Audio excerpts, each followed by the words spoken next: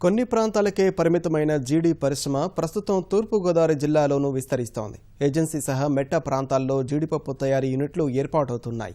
ఎగుమతులతో నిర్వాహకులు లాభాలు ఆర్జిస్తుండగా జిల్లాల్లో గ్రామీణ ప్రాంత మహిళలకు ఉపాధి లభిస్తోంది. వంటకం ఏదైనా సరే జీడిపప్పు తప్పనిసరైపోయింది.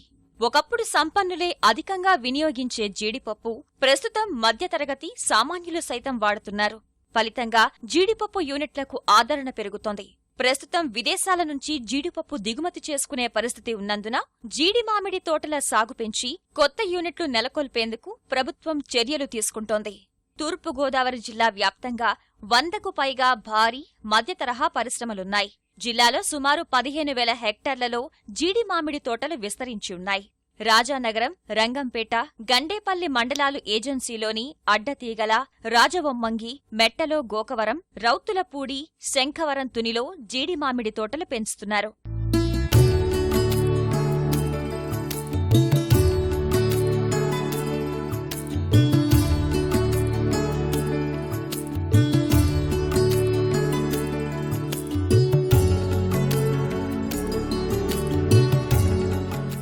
పశ్చిమ గోదావరి జిల్లాలోని దేవరపల్లి, బుట్టాయిగూడెం, జంగారెడ్డిగూడెంతో పాటు ఇతర ప్రాంతాల నుంచి జీడి పిక్కల్ని పరిశ్రమల నిర్వాహకులు కొనుగోలు చేస్తున్నారు.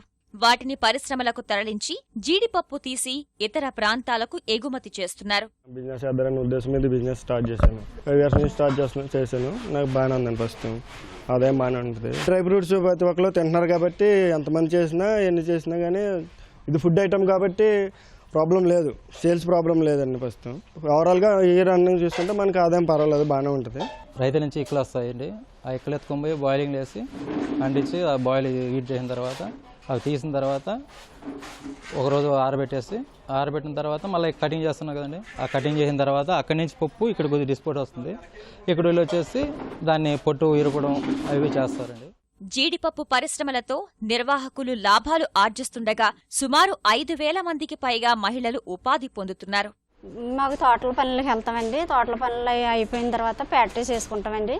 ఫ్యాక్టరీ కూడా చాలా బాగా సహకరించిందండి మాకు.